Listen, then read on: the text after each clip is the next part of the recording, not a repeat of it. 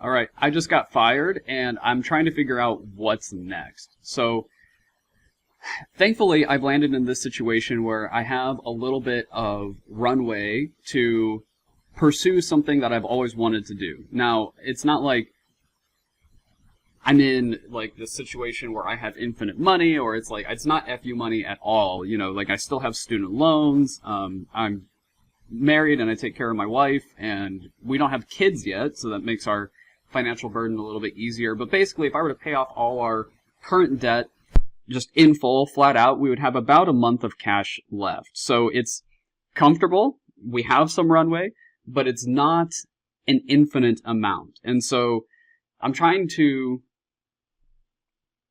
realize that this is a unique chance to take the time and really build something where we can have enough and then plant that seed and let it grow over the next 2 or 3 months, basically, is kind of the way I'm looking at it. So what do you do with a situation like this, right? Is it irresponsible not to just immediately start the next round of job hunting? I totally could. That's very much on the table.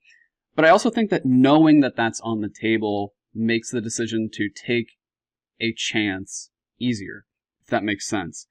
Basically, if I know there's a high probability of me getting hired somewhere to do what I'm good at, which is marketing, then why would I cut myself or cut an opportunity short to pursue things in a more meaningful way, if that makes any sense? So I'll give you a little bit of context of where I'm coming from with this. I dropped out of college my sophomore year of school to pursue online marketing. I found a mentor who was willing to just take me under his wing and fly me around and put me on big client accounts and that kind of thing.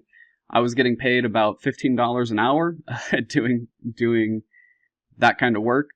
And it's been just kind of a roller coaster ever since. So I've done absolutely nothing in my 20s except fall in love and marry the girl of my dreams and basically pursue money at almost any cost. And that has been a really brutal meat grinder of a path, if I'm being totally honest. I would be in probably a better financial situation if I had not done any of those things, except obviously marry my wife. But if I had pursued my work differently, my financial outcomes would be about the same, if not better, if I had not pursued this path of just money over everything else. And so I don't want to do the same thing now that I'm sitting in a position of having the chance to go a different direction with my life. And this is a bit of a raw video because I'm thinking about this in real time, but I think this is gonna get at the crux of kind of what's wrong with everything that's going on right now. So, like there's an article that just came out last 2 weeks or so about the new poverty line for a family with 2 kids being $140,000 a year net household income, and I believe that is before tax. And that means in almost every case, definitely based off of the median income in the United States, two income household, and most of your money gets eaten up with childcare and big living expenses. Houses are more expensive than they've ever been, and wages have stayed the same. And so, $140,000 is basically meeting a relatively minimum level of basic need, assuming typical spending allocations. Now, there's lots of ways around all of those spending allocations, and you can definitely live a more frugal life, but it's not always a guaranteed bet. And so I just don't see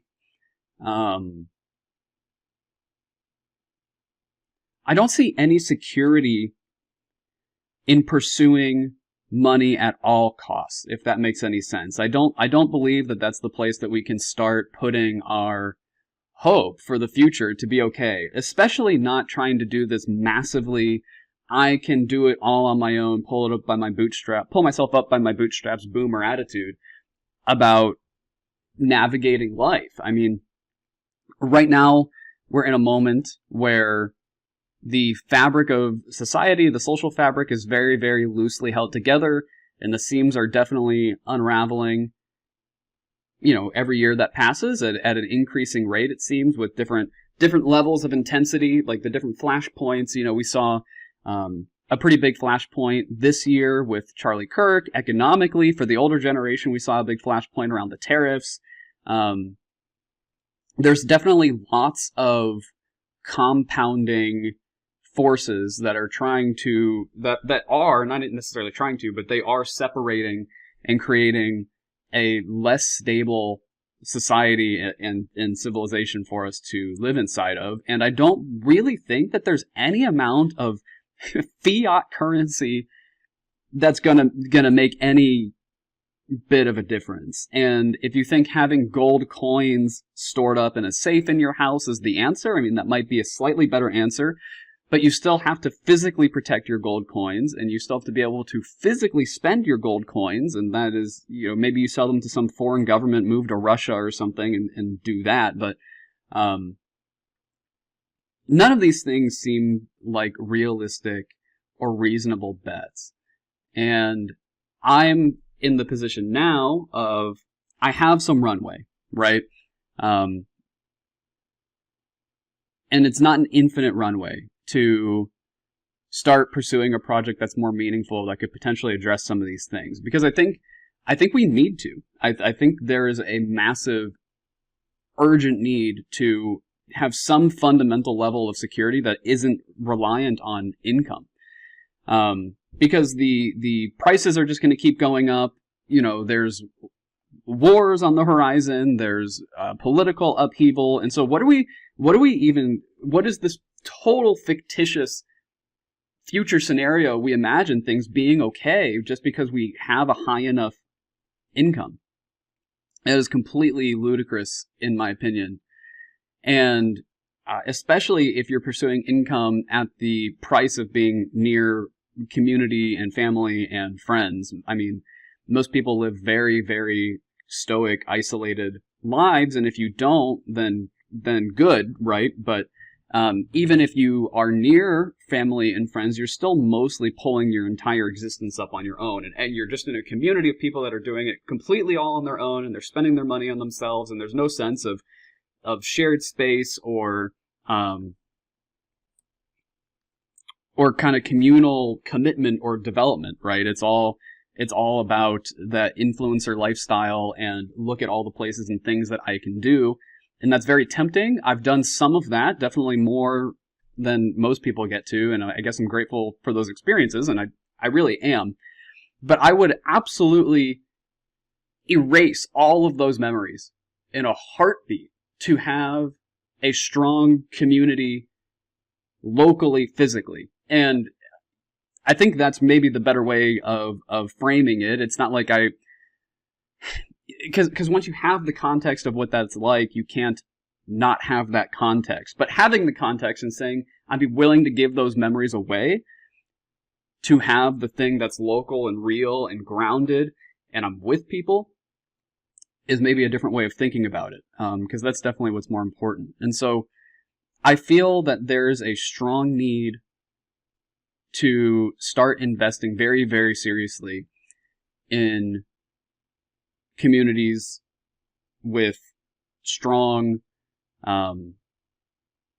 ethical and moral and ideological foundations, where we can all agree we're moving in the same direction, we're okay and happy sharing resources, we're very practically minded, as opposed to the current education system, which is completely and utterly a psychological and moral weapon that is totally causing, to a large extent, the disenchantment of all the young guys out there. So,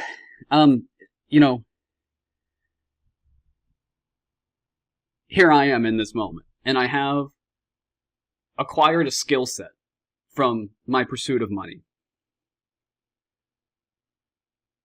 am I really just going to turn around and use it to get another remote job, try and increase my income again, and then pretend like that income is going to do anything except serve my desires? Because where I'm coming from with that attitude is a complete scarcity mindset. Like, I need to have X salary because I want to do X things, or I'm expecting X outcome, or whatever, right? It's not, it's completely self-reliant, it's completely isolating, and it isn't addressing any real legitimate problems. In fact, many of the jobs out there that are paying what I would need to replace the income I just lost are doing things and serving purposes that I think are contributing to the underlying problem. And so, is it possible to start building communities that work together, where you're not alone trying to figure things out in your 20s, where you're not having to get all the resources yourself, where it's you can have friends and you can have all the things that you need close by, and that's something that we can choose to build. That's more where I'm coming from, because I think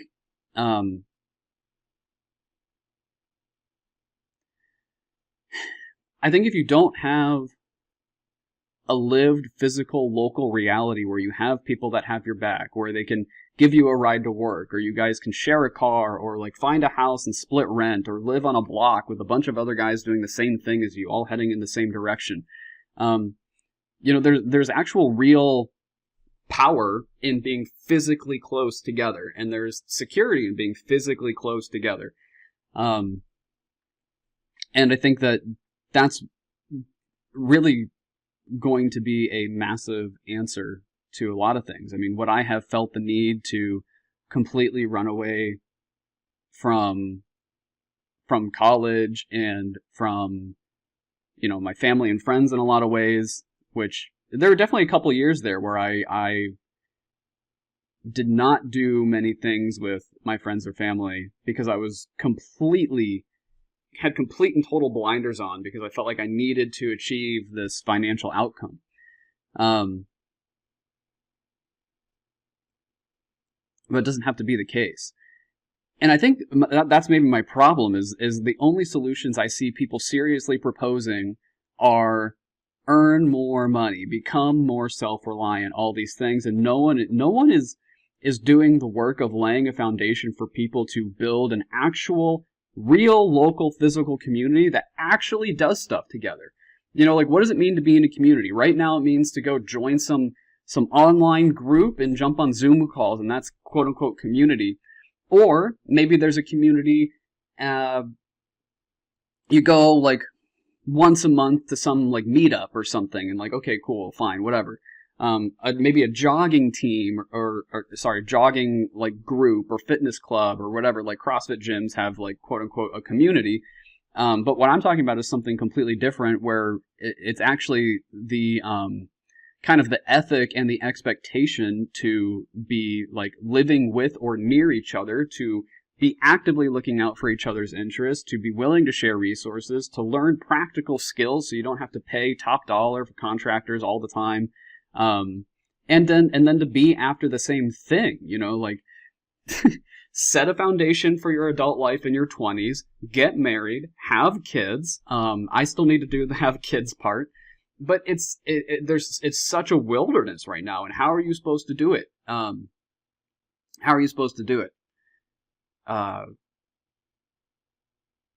Without becoming one of the very few high percentile top earners in the society. And the reality is that that's not a realistic expectation, and it's oftentimes a completely soul-sucking journey to pursue to begin with. So even if you could do it, it doesn't necessarily mean that you really should. And I think maybe there's some expectation resetting, where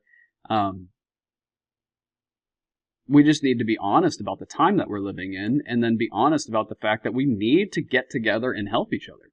And so I think that's really what I'm after. I imagine sort of a 3-phase approach to what I want to do next. And definitely the first will be taking the leverage of what I know how to do and market things online, right? So I'm going to pull resources from the ether of the internet, create some kind of foundational educational program that is way more practical, can set foundations for an adult life as a man in your 20s, and anchor that back into, the Christian ethos, because that is the ultimate grounding. And then from there, it can start becoming more physical and embodied and in person. Monthly into weekly workshops and hangouts, maybe get an actual stable physical headquarters or location, or borrow some space from a church every once in a while, and then go from there into legitimate, real community building, where, I live near Columbus in Ohio. And in Columbus, there's lots of different neighborhoods. You have German Village, Italian Village. You have Clintonville is one. There's another one that's called, it just got redone. Anyway, there's another recently gentrified area that has another name. But what if the community got so strong where, just sort of like how a lot of the immigrant populations do, they take over neighborhoods, and then the signs, there's an entire strip in Columbus now, which is just, the whole thing is in Arabic. You can't read unless you know how to speak and read Arabic, because that's how tightly knit these immigrant populations are clustering. So what if we did the same thing? Like, what if there was a bunch of Christian guys who started renting houses together, sharing resources, and pursuing the same goals? And, the version of this that I've experienced is a fraternity in college. And there's some element of that, but the frat culture is about fun and pleasure, and that is a huge anchor in lore beyond professional development and things. I mean, there's that side of it too, but college fraternities are definitely an example. But what if the rituals and the rhythms of life were more about actually just making a livable world again? I think that would be maybe something that's interesting to consider. If you had 20 guys living in a handful of different houses, all in a walkable distance, you can do potlucks, you can have big dinners, you can have shared resources, and maybe it's all a little bit more reasonable at that point. And plus, then you have friends to do it with, and I think that is probably what we actually need. Because there's just no amount of raw income that's going to do it. Prices have risen 25% in the last 4 or 5 years, and I think that rate of acceleration is only going to increase. And so, I think it's really foolish to imagine that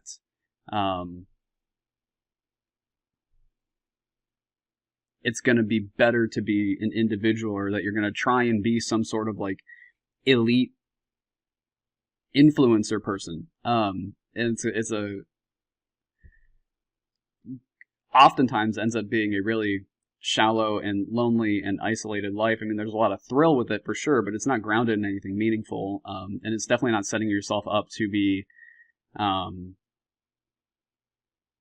in any way supported or secure regarding the things that actually seriously matter. I mean, how fragile are some of these mega entrepreneurs' lifestyles, where everything that they do is so perfectly balanced. They rely on this subscription and these supplements and this sleep routine and da da da da da da da da da. You have to be, you end up being the embodiment of optimization. You are becoming a machine to be able to live on top of the machine infrastructure. And so I don't want to be that. And I think that the answer to that is to do the exact opposite, where, the system is separating people. It's creating disembodied careers. It's creating, it's totally feeding off of the shared common spaces that we used to have more of. And I think that the answer is to build those back. I think the answer is to be honest about what we should expect from life, and that maybe taking every fancy vacation and trip that you ever dreamed of maybe isn't the answer, but also imagine how much more possible that becomes if you like rent a bus and then rent a giant Airbnb with 20 people. You know, all of a sudden things become affordable again, and it's more fun because you're doing it with more people that you get along with. So these are the kinds of things that I imagine, and I think it's all achievable, and I think that there will be a lot of people that get behind it. And I think that it's important to take this chance to at least attempt to build it or to plant some seeds here, because things are going to happen fast, and you know, it's already late in the game, and so, you know, it's definitely time. It's definitely time. And this isn't to be a doomer about everything. I'm not trying to be a boomer. I'm not trying to be a doomer. I'm not asking or expecting that it's reasonable for everyone to pull themselves up by their bootstraps in this world. And I also don't think that there's cause for despair.